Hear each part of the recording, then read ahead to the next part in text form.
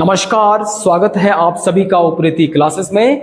पिछली क्लास में हम लोगों ने यहाँ पे कवर किया था कन्नड़ कोस्ट को। आज की इस क्लास में हम यहाँ पर कवर करने वाले हैं मालाबार तट को, जो कि इम्पोर्टेंट है आपके एग्जाम के लिए। तो आइए समझते हैं इस मालाबार तट को। यहाँ पर ये डायग्राम आपको दिख रहा होगा। इस डायग्राम में यहाँ पर ये है न्यू मैंगलुरु जो कि कर्नाटक में है, और यहाँ पर है कन्याकुमारी जो कि तमिलनाडु में है। यहाँ पर है अरेबियन सी, और यहाँ पर है ये पश्चिमी घाट पर्वत श्रेणी। तो इस पश्चिमी घाट पर्वत श्रेणी और इस अरेबियन सी के बीच में यहाँ पर एक मैदान है। इस मैदान को कहा जाता है मालाबार तटीय मैदान, जो कि न्यू मैंगलुरु से लेके और कन्याकुमारी तक इसका जो डिस्टेंस है अप्रॉक्सीमेट 590 किलोमीटर इसका डिस्टेंस है। ये जो तट है, ये जो कोस्ट है, ये केरला के 14 जिलों में से 9 जिलों में फैला हुआ है। यानी यहाँ पर ये आपको दिख रहा होगा, यानी ये कासरगोड है, ये कन्नूर, कोझिकोड, मल्लापुरम, त्रिशूर, अर्नाकुलम, अलापुझा, कोल्लम और तिरुवनंतपुरम। इस तरह से ये जो मालाबार तट है पूरी तरह से केरल के इन 9 जिलों में फैला हुआ है। अब सबसे पहले हम ये समझते हैं कि इस तट का नाम मालाबार तट क्यों पड़ा, यानी इसको मालाबार तट क्यों कहा जाता है। तो ऐसा कहा जाता है कि जब यहाँ पर अरब कंट्रीज से कुछ व्यापारी व्यापार करने के लिए आए थे, उसके बाद यहाँ पर कुछ ट्रैवलर्स आए, कुछ राइटर्स भी आए। तो जब कुछ राइटर्स यहाँ पर आए थे, तब जब उन्होंने इस लोकेशन को देखा तो उन्होंने इस क्षेत्र को नाम दिया मणिबार, मूलीबार और मालीबार, जिसका अरबियन भाषा में एक शाब्दिक अर्थ ये होता है कि ऐसा क्षेत्र जो पहाड़ियों से घिरा हो।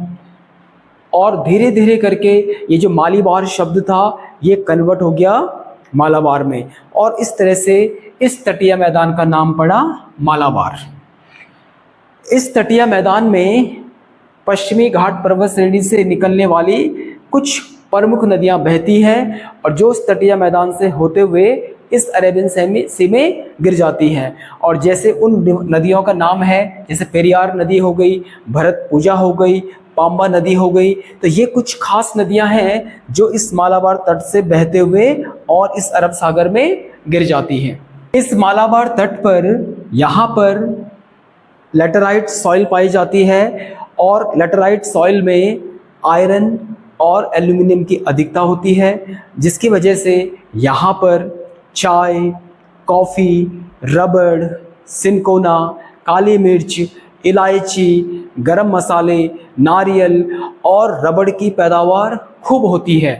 और वैसे भी जो काली मिर्च और इलायची के उत्पादन में केरला पूरे भारतवर्ष में इसकी रैंक फर्स्ट है, और यही कारण है केरल को भारत में मसालों का बगीचा कहा जाता है, या इसको स्पाइस गार्डन ऑफ इंडिया के नाम से भी जाना जाता है। और इसी तरह से केरल रबड़ के उत्पादन में भी भारत में इसकी जो रैंक है वो नंबर 1 है।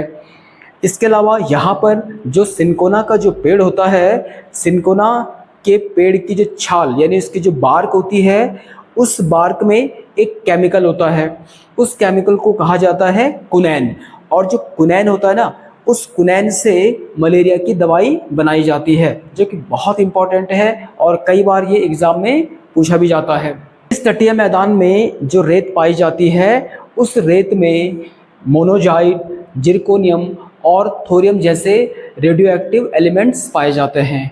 रेडियो एक्टिव जो एलिमेंट्स होते हैं, इनके एटम्स में बहुत ज़्यादा एनर्जी होती है, और उसी एनर्जी से बिजली बनाई जाती है, और उसी एनर्जी से एटम बॉम्ब बनाए जाते हैं।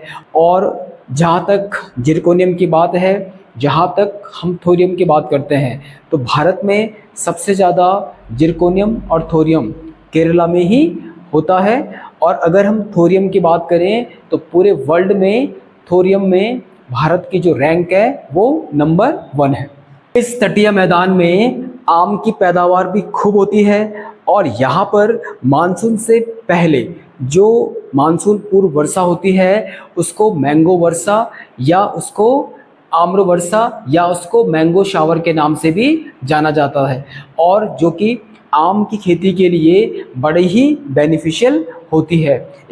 इस मालाबार तट पर लेगून लेक्स पाई जाती है। इसके अलावा यहाँ पर बैक वाटर्स भी पाए जाते हैं। तो सबसे पहले हम ये समझते हैं कि एक लेगून लेक होती क्या है। भाई यहाँ पर आपको दिख रहा होगा समंदर है, और समंदर से लगातार जो लहरें होती हैं वो कोस्ट को हिट कर रही होती हैं। तो जहाँ पर सॉफ्ट रॉक्स ज़्यादा होती हैं वहाँ पर क्या होता है कि समंदर की लहरें इरोजन क्या करेंगी, ज़्यादा करेंगी। जब यहाँ पर इरोजन ज़्यादा होगा तो देखो समंदर का पानी क्या होगा, इधर से लैंड में चले जाता है, और इस तरह से वहाँ पर इरोजन करते करते वहाँ पर एक लेक नुमा आकार बन जाता है। अब जब समंदर की लहरें इरोजन करती हैं तो वहाँ पे जो मिट्टी, पत्थर, कंकड़ यानी जो सेडिमेंट्स होगा उसको अपने साथ लेकर वापस आती हैं, और वो इन जगहों पर यानी समंदर और इस लेक के बीच में वो क्या करते हैं, उनको डिपॉजिट करती रहती हैं, और इस तरीके से क्या होता है वहाँ पर एक दीवार नुमा आकृति बन जाती है। लेकिन पूरी तरह से ये पानी यहाँ पर ब्लॉक नहीं होता है, यानी समंदर का पानी कुछ जगहों से इस लेक में एंटर हो रहा होता है, कहीं से वो बाहर आ रहा होता है। तो इस तरह की जो लेक्स होती हैं, इस तरह की लेक्स को कहा जाता है लेगून लेक। और लेगून लेक का जो बेस्ट एग्जाम्पल है केरला में वो है वेम्बनाड लेक और अष्टमुडी लेक। वेम्बनाड जो लेक है ये एर्नाकुलम और अलापुझा जिलों में फैली हुई है। वहीं जो आपकी अष्टमुडी लेक है ये इस कोल्लम जिले में फैली हुई है। वेम्बनाड जो लेक है ये केरला की सबसे बड़ी लेक है और भारतवर्ष की ये सबसे लंबी लेक है। लगभग 96.5 किलोमीटर इसकी लंबाई है। इस वेम्बनाड लेक में यहाँ पर जो मैंने एक रेड डॉट बनाया हुआ है ये है कोचीन बंदरगाह, यानी कोचीन पोर्ट। और एग्जाम में कई बार क्वेश्चन पूछ लेता है कि भारत का वो कौन सा पोर्ट है या वो कौन सा बंदरगाह है जो लेगून पर स्थित है, इसीलिए इसको लेगून बंदरगाह भी कहा जाता है। तो आंसर आपका हो जाएगा कोचीन।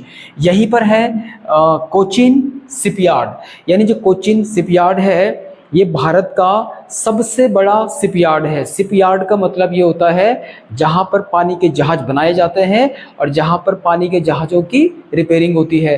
तो जो कोचीन शिपयार्ड है वो भी इसी वेम्बनाड लेक में स्थित है। इसी वेम्बनाड लेक में यहाँ पर एक आयरलैंड है। इस आयरलैंड का नाम है विलिंगटन आयरलैंड। अब जो ये विलिंगटन आयरलैंड है, इस विलिंगटन आइलैंड में भारत का सबसे छोटा नेशनल हाईवे 966B जिसकी लंबाई मात्र 6 किलोमीटर है वो इसी वेलिंगटन द्वीप में स्थित है। इस तरह मालाबार कोस्ट से रिलेटेड जितने भी इम्पोर्टेंट फैक्ट थे वो हम लोग यहाँ पे कवर कर चुके हैं। कल की क्लास में हम लोग यहाँ पे पढ़ने वाले हैं कोरोमंडल तट, काकीनाडा तट और उत्कल तट के बारे में। आज की इस क्लास को मैं यहीं पर एंड कर रहा हूँ। इस क्लास को देखने के लिए आप सभी लोगों का बहुत बहुत धन्यवाद। अगर आप लोगों को ये वीडियो पसंद आता है तो प्लीज़ इस पर कमेंट्स करें, इसको अपने दोस्तों के साथ में शेयर करें और इस चैनल को सब्सक्राइब करना बिल्कुल ना भूलें।